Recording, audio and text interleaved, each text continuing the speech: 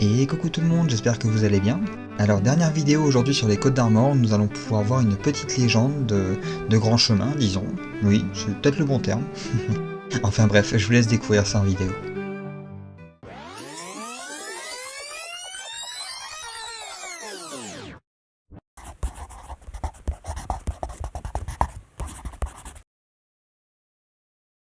Il est des histoires qui laissent parfois songeur quant à leur raison d'être. Pourquoi existe-t-elle? Pourquoi semble-t-elle sans queue ni tête?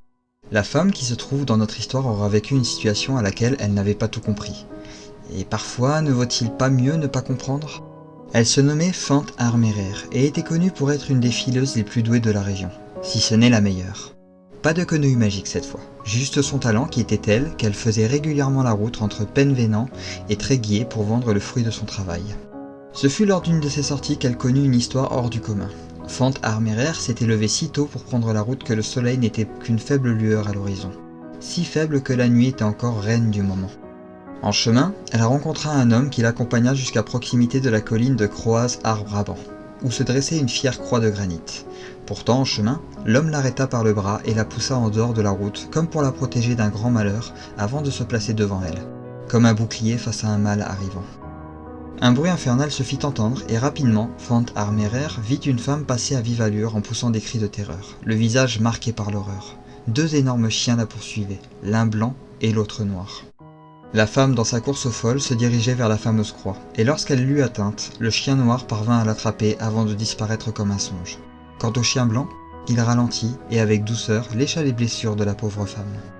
Fant Armerer n'en vit pas plus car l'homme qui l'avait protégée lui conseilla de courir jusqu'à Kervenou, pour entrer dans la première maison où elle trouverait un homme au crépuscule de sa vie. Elle devrait alors lui faire la lecture jusqu'à ce que l'aube soit totale. Et lorsque la jeune femme demanda au jeune homme qui il était, sa réponse fut simple mais troublante. Un ange, tout simplement. Son ange. Il lui dit aussi que jamais elle ne devrait parler de tout ce qu'elle avait vu, et surtout, plus jamais, elle ne devrait voyager de nuit. Et si vous vouliez la suite de cette histoire, sachez qu'elle s'arrête là. Un simple rappel que la nuit demeurait un monde inconnu il y a longtemps, où l'étrange côtoie bien souvent l'absurde. Ainsi, il était souvent déconseillé aux voyageurs de prendre la route de nuit, et ce genre d'histoire était simplement là pour les lui rappeler.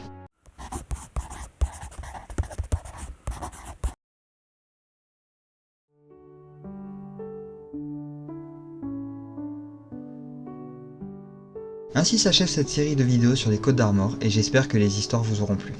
Et le prochain département ne viendra pas avant mi-mai car je serai en vacances mais je vous ai préparé quelques vidéos en attendant.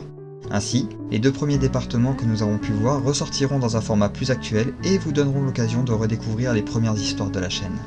Mais avant tout, cette semaine, il y aura encore deux découvertes, une fable et je vous ferai un épisode spécial sur le château de Puymartin que j'ai eu l'occasion de voir de mes propres yeux.